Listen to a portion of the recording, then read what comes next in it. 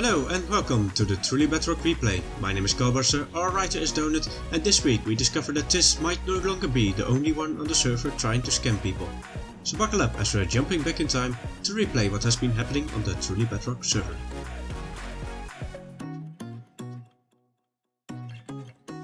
Starting off this week is Praal, who now has the second tower with all the villager crop farms all done and dusted.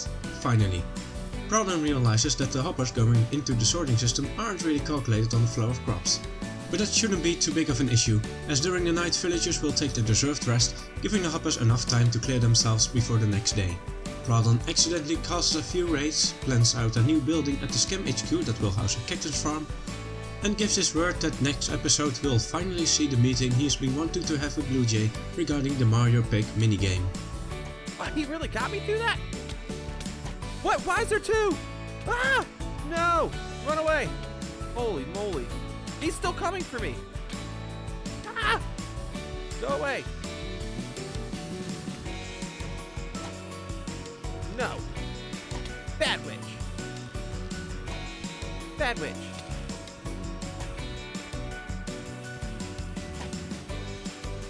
Oh my god, why are crossbows so terrible?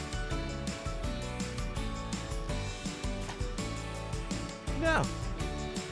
I don't want him. I don't want him. I don't want him. Get away. Stop. He's running in a zigzag pattern. How do they have strategy like this? Hide.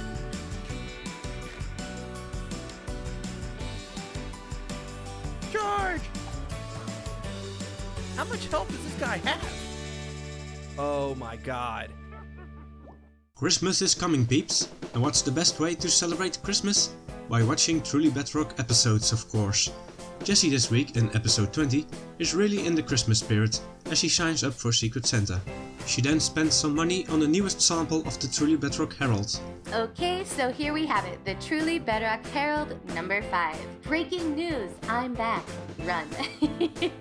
I really like the little Zloy character on the side, that's adorable. And then we have Rip Cheesecake Factory 2019 to 2019. Poor Cheesecake. I appreciate this. I think this is amazing. I'm going to put it with my other maps and hopefully hang them on the walls sometime soon. I have to figure out a good place for it. I think in the underground layer we will add something specifically for the Herald. And finally, she spends about half an episode reading her favorite comments at the comment library and gives out a few hints for many new exciting things to come. 20 episodes, guys. 20 episodes is almost as many episodes as I did on my Eternal Let's Play series. So I'm pretty stoked. I can't wait to see what you guys have in store for me in the comments. I'm about to go through, pin all the ones I like, and write them in the book, and then when I come back, we will read them because it's a little bit easier for me to write them all down and then go through them than it is for me to go through them one at a time. I mean, you know how it is. I ramble as it is. I don't need to ramble while I'm typing. Okay, so I will cut here and I'll be back as soon as we have those comments in the book. Alright. PJ starts his 5th episode counting sheep. We're gonna feed the sheep and see how many I've actually got in here. So let's get the water jumping here so I can feed them and see how many I can get. Oh no, they're not ready for feeding yet, apparently. Oh, but no, because I'm trying to feed them fish. They're down to 40, we're down to 19, that's pretty close. There's 17, 16, 15. Oh, I may have actually just grown one. Yeah, that's pretty close. We've got 48, 49 sheep in here. That should be pretty good. Not falling asleep, he then heads off and starts working on the iron farms. Unlike many people, he chooses to start with the decorations instead, making sure the farm will at least look nice if Bedrock were to decide to be stubborn again. How about we come up here to take a look at how it's turned out? Yes, it's turned out really well, I think. Yeah, I'm really happy with it. I think it's going to help set up one of the different build styles for this village for sure. But anyway, I'm going to come over here and show you this a little bit just so you can kind of get a sense of one of the reasons why I changed the color out. So I did have gray on this side, but if you look right here on it, maybe it's hard to see on your screen, but I definitely encourage you to take a look at it in your own world. But this is kind of a green-based gray. There's a lot of green in there. This gray concrete, dark gray concrete, is a blue-based gray versus brown-based gray. And as a result, that green and blue do tend to go together. They're color next on the color wheel. But sometimes they look a little bit funky depending on the tones of the colors. He also makes sure to visit the shopping district and give himself a few tickets for the secret shenanigans. The certifications also hits this base in the form of a familiar red truck as he discovers the prank Sloy left him last week. Planning to build a different and better mob farm soon, Tis decides the ones at his base are no longer of use and tears them down, leaving the roof and connecting it up with a fresh set of laser beams. I think it looks pretty cool. I like it. I'm not so worried now that we got those other ones in. I think it looks pretty tidy. It's not so messy. I thought it was gonna look really, really messy. But I think I've decided. I think we're gonna go ahead and have our nether poles back up here. Finally, Tis revisits the comment library, discovering that there is a limit to the amount of pages you can put in a book. That is the last comment that we filled out, because we hit the page 50 mark. Look, can't go anymore. So yeah, we're gonna leave it there. We'll do some more in the future. I'm gonna run back over to the comment library now because we need to sort out what we're gonna do. We're the only person to have hit the 50 page mark. Got my second lectern, and we're just gonna dump it on top. That is our first one. Okay. Zep's episode starts with him showing off the remaining map arts he made off camera for the newest members. Before gifting them, he first needs to pay a visit at the shopping district though, to put in his name in the pranker sack, as you forgot to do that last week. Crossing the road to Foxy's Secret Santa, Zep doesn't trust the name he gets dropped. And we got... Oh... We got Foxy. I bet they're all just Foxy. Wouldn't that be hilarious? After all that, Zep gives his viewers an impromptu world tour as he goes around the server dropping off the custom maps for the members to use at their wishes. Especially Jesse's portal and base wonders him. Now over at Jesse's, and before I went through the portal, I just wanted to stop it and say, this is absolutely gorgeous. I like all the different greenery, and she's even got ferns and mushrooms and sweetberry bushes, different flowers. It's really, really cool. Not something I'm good at or can even do. Oh my goodness, this place. This is gorgeous. Oh wow. Oh wow. Let's do this. Do a thing. Oh yeah. Starting on a custom wall all the way around to make this her little grotto. This is amazing. Finally, the Wall O farm at this base gets some work done, finishing the chicken cookers by installing a system to get rid of the unwanted feathers. Prankus continues with Sly working on the mansion.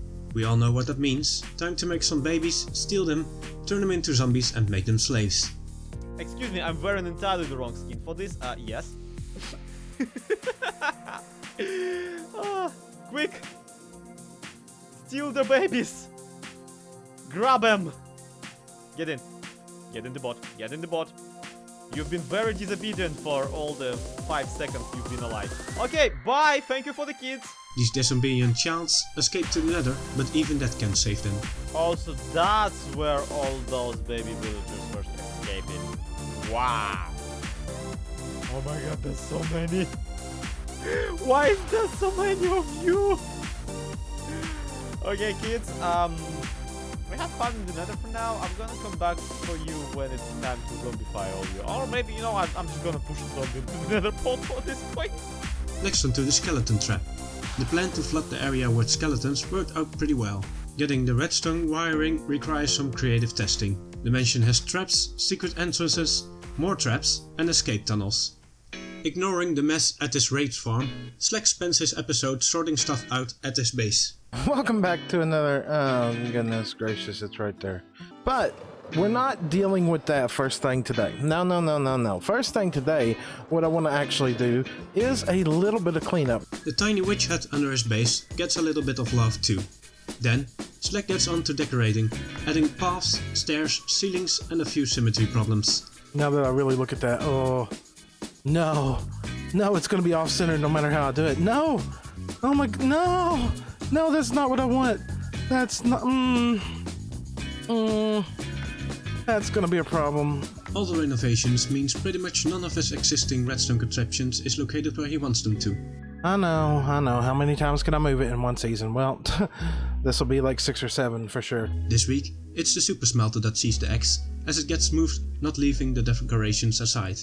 We promised that no sheep were hurt during this migration. But before we do, we've got to do something here. I mean, you all see what's in my hand. You all know what's going to come here, right? I mean, you already know, right? Good talk. Good talk. Good talk. A fancy new house asks for some fancy new clothes, and so we see the whole family no-till starting the week at the Guardian farm, gathering XP and using the new enchantment setup there. Not everyone wants to cooperate though. Big Chicken, you look to me like you're wearing the wrong skin. Yeah, when I log in, I become fox, not chicken. Right, okay. All you gotta do is literally just stand here, and that's it. Just don't go anywhere. If you log off or if you go elsewhere, then this, like, the whole server will break. Oh, okay, I can do this. Oh man, you look like me as well. Yeah? Right, if Big Chicken logs out or wanders off, you have to exit the game, okay? Okay. Are you sure you got that? Yeah? Right, okay. I'm trusting you. Make sure you do, otherwise we'll break the server and we'll all be in trouble. Are you definitely 100% sure if Big Chicken logs out, you're gonna leave the game? Yeah? Good, that's good to know. Oh, he's gone. Oh, man. Chuck? Yeah? Big Chicken's just gone. Okay. What are you gonna do about that? Yeah? Really? Oh, come on. I just said, you know, you've got to go if he goes. Okay. Well, go then. Okay. You're not going anywhere. Yeah? Oh, man. Why? Why is it so hard? Why did you go? Oh, there was something good on TV I want to watch. In the meantime, a visit from BJ makes sure Foxy installs a payment system. If you were wondering why so many members suddenly built an iron farm for themselves, we think anvils now properly breaking like in Java Edition might be a cause for it. Whoever breaks the anvils at the enchanting station is therefore instructed to replace it. So much for our service. Iron is so expensive at the moment because no one's got a decent source of iron. There's only one enchantment he can't get using the table, which is why he decides to once more get a hold on villagers near his base, to place them inside his house, filled to the brim with workstations and beds. Has he really not learned anything? Do we need to remind him what happened last time? Anyway, with a lot of commitment and destroying half the house, he finally gets his setup working and the villagers are truly on fire. No, really. Right, let me in the boat. We'll do this together. What happened to my mum and dad? What? Why? How? How is there zombies in here killing all my villagers? What? What's going on? Why? Why is this happening? Why are they on fire? Oh no! All my villagers! Why? How is this? How did a zombie get in here? It's so light. Please don't burn. Oh no! And I've got thorns on the rock. No! Every single one, apart from you. But they're downstairs still. No, the ones before that. You know, remember the ones that turned green and went on fire? That wasn't your mum and dad. That was your nan and granddad. Oh yeah. What happened to them? Nothing. They're perfect. They went on holiday. So that's all we have for this week's Truly Bedrock replay. Alright, here's Donut, and my name is CoalBuster. If you enjoyed this week's episode, don't feel bad for leaving a like to let us know, or even subscribe if you don't want to miss next week's replay. Don't forget to #BeLikeKitsune and help us gather all the clips by providing them in our new Discord server. A link to that will be down in the description below. Thanks for watching, and I'll catch you next week.